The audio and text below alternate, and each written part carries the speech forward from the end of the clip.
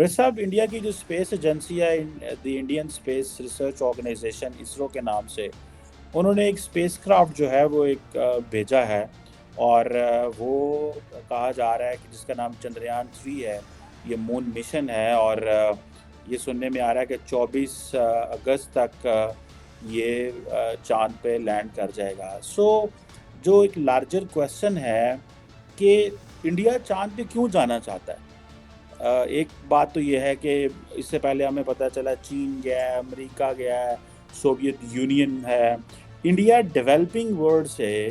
Direct وہ کیوں ایک سمجھتا ہے کہ اس کو چاند پہ جانا ضروری ہے؟ کیا یہ اسٹیٹ کے ایمبیشن کے لیے ہوتا ہے؟ کیا یہ پولیٹیکل کلاس، کیونکہ فار ایگزامپل 2003 میں جو اٹل بہاری واجپئی تھے ان کے دور میں جو ہے یہ مشن شروع ہوا تھا، اینڈ دین انہوں نے ایک ایفرٹ 2008 میں کی، پھر 2019 میں کی، اور ابھی پھر کی۔ سو آپ کیا سمجھتے ہیں سر، کیوں ایز اے ڈیولپنگ کنٹری جس کے اور بہت سارے ابھی مسئلے ہیں، پاورٹی ہے، بہت کچھ ہے، سو انڈیا کیوں آپ سمجھتے ہیں کہ چاند پہ جانا چاہتا ہے؟ اور ابھی فار ایگزامپل یہ اگر لینڈ کر جاتا ہے، so what will India achieve? کیا امیڈیٹلی انڈیا وہ بڑے بلاک میں بیٹھنا چاہتا ہے، یا دنیا کو بتانا چاہتا ہے that we are a serious nation? So sir what do you make of that sir? دیکھیں جی، یہ تو بنیادی طور پہ ایک ایسا کوشچن ہے جو کہ 60s میں جو ہے نا وہ جس پہ ڈیبیٹ ہوا، اس پہ مختلف فورمز پہ ڈسکشن ہوتی رہی، جب پہلی بار سپر پاورز جو ہے نا انہوں نے چاند پہ جانے کا فیصلہ کیا، تو اس وقت ظاہر یہ سوال اٹھا تھا کہ چاند پہ جو ہے ایک امریکی چلا گیا یا ایک روسی چلا گیا، سوویت شہری، اس وقت تو یہ کیا ہے جی، اس کی کیا ضرورت ہے؟ ظاہر ہے دنیا میں اس وقت بھی بے شمار مسائل تھے، اور سائنس سے جڑے ہوئے بے شمار ایسے سوالات تھے اور ہیں جن کا نہ اس وقت جواب تھا نہ آج جواب ہے۔ تو ظاہر ہے یہ ملک کیوں کرتے ہیں، اس کا تو میرے نزدیک کلیئرلی جو ہے وہ ایک بیلیف لوگوں کا یہ ہے کہ یہ کائنات جو ہے یہ صرف زمین تک یا اس سیارے تک محدود نہیں ہے جس میں ہم رہتے ہیں، بلکہ یہ ایک وسیع و عریض یونیورس کے مختلف جو ہے نا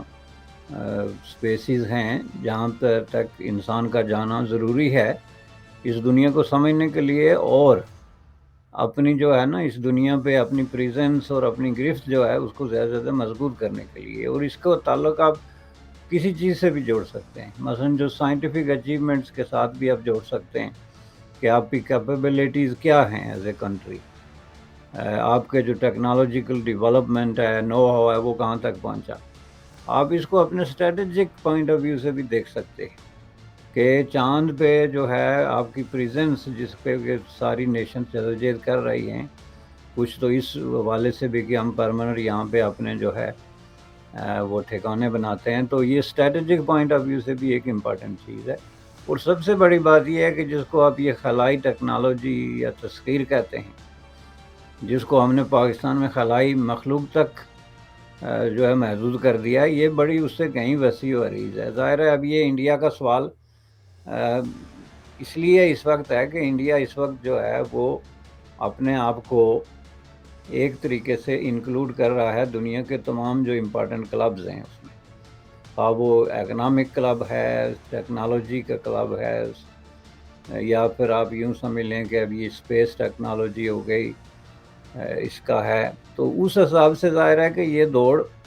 میں انڈیا کا شامل ہونا ایک طریقے سے ناگزیر تھا، اور یہ اس وقت شامل ہوئے جس وقت انڈیا کو شامل ہونے کی کیپیسٹی نہیں تھی۔ آپ کی بات درست ہے، 2003 میں India was still a very poor country بہت حوالوں سے، تو آج تو ان کے پاس چونکہ ایک طرح کے وسائل آ گئے ہیں، اور وہ وسائل اب ایلوکیٹ ہو رہے ہیں بڑی ہی امپارٹنٹ ترین جو آپ سمجھ لیں کہ شعبے انٹرنیشنل ریسرچ اور انٹرنیشنل رزلٹس کو سامنے رکھتے ہوئے، اس میں انڈیا الوکیٹ کر رہا ہے سائنس اور ٹیکنالوجی کے حوالے سے ایک بڑی اپنی جو ہے نا وہ آپ سمجھ لیں کہ بجٹ، جیسے کہ ابھی ہم نے ڈسکس کیا تھا کسی کے ساتھ کہ انڈین انسٹیٹیوٹ آف ٹیکنالوجی کو دیکھ لیں کس طریقے سے وہ ایکسپینڈ کر رہا ہے، انٹرنیشنل پریزنس بنا رہا ہے، اسپیس پہ جو ریسرچ ہو رہی ہے دنیا کے ہر شعبے میں، تو ظاہر ہے اس سب کا تعلق تو جا کے بنتا ہے نا جی بجٹ سے، کہ جس ملک کے پاس بھی اتنے پیسے ہوں کہ وہ سپیئر کر سکیں اپنے آپ کو دنیا میں کسی بھی طریقے سے کوئی نمایاں مقام دینے کے لیے، تو وہ ڈیفینیٹلی کریں گے۔ اب یہ ایک زمانے میں ظاہر ہے آپ دیکھیں پاکستان سے جو آپ نے کہا کہ جی نیوکلیئر ٹیکنالوجی پاکستان نے بنائی، تو یہ تو پاکستان نے اس لیے نہیں بنائی کہ اس کے پاس وسائل تھے، وہ تو ایک کلیئرلی ایک جو ہے وہ اسٹریٹجک قسم کی موو تھی، جس میں کہ انڈیا پاکستان کے درمیان جو دشمنی اور جنگوں کا خوف اور ایک طرح کا جو تصادم ہے، اس کا لازمی نتیجے کے طور پہ انہوں نے کہا کہ ہمارے پاس جو ہے وہ ہم بنا کے رہیں گے۔ لیکن اگر آپ اوورآل دیکھیں تو پاکستان نے سوائے نیوکلیئر کی اس بم کی اصول کے علاوہ باقی سائنس کے میدان میں کہیں بھی کوئی جو ہے اچیومنٹ نہیں ہے، بلکہ میں یہ کہوں گا کہ بالکل ہی نہیں ہے، اور ایسے ایسے ملکوں سے بھی کم ہے جو دنیا کے غریب ترین ممالک میں شمار ہوتے ہیں۔ اور اس کی وجہ یہ ہے، اس سے آپ ثابت کیا ہوتا ہے کہ اگر ایک ملک جو ہے وہ نیوکلیئر جیسے حساس معاملے میں اتنا آگے جا سکتا ہے، جہاں پہ کہ دنیا اس کو روک بھی رہی ہے، اس کو مختلف انسینٹیو بھی دے رہی ہے، دنیا اس کو دھمکیاں بھی دے رہی ہے، ڈرا بھی رہی ہے، پھر بھی اتنا آگے جا سکتا ہے، تو اس سے ایک چیز ثابت ہوتی ہے کہ اس وقت جو ریاست کی پالیسیاں تھیں اور جو یہ کوشچن تھا کہ ہم نے کس چیز میں ترجیح دینی ہے یا نہیں دینی، یہ کس پہ تھا، یہ جو ہے اسٹریٹجک کوشچن تھا، اور اس سے یہ ثابت ہوتا ہے کہ Pakistan is a security state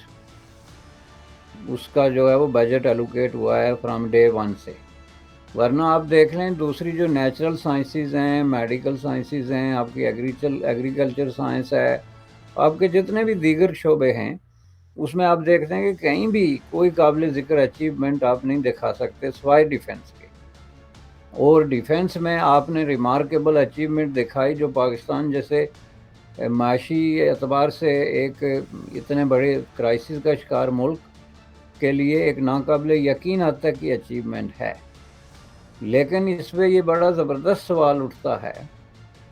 دیکھیں اتنی بڑی اچیومنٹ کے لیے آپ کا ایک مائنڈ سیٹ جو ہے وہ سائنٹیفک سطح پہ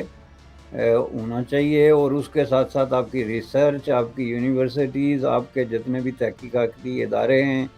جو سائنس اور ٹیکنالوجی پہ کام کرتے ہیں وہ بہت ایڈوانس ہونے چاہیے، لیکن ان میں سے کچھ بھی نہیں۔ اور یہ نہ ہونے کے باوجود جو ایٹم بم کی اچیومنٹ ہے اس کو پھر سمجھنے میں آسانی ہوتی ہے کہ یہ ایک اسٹریٹجک موو تھی، جس میں کہ دیگر ملکوں سے بھی مدد لی گئی، دیگر ملکوں سے ٹیکنالوجی لی گئی، اور اس کو کسی طریقے سے وہ کر دیا گیا۔ اب اگر آپ اس کو یہ کہیں کہ پاکستان جو ہے وہ چاند پہ بھی کمپیٹ کرے گا،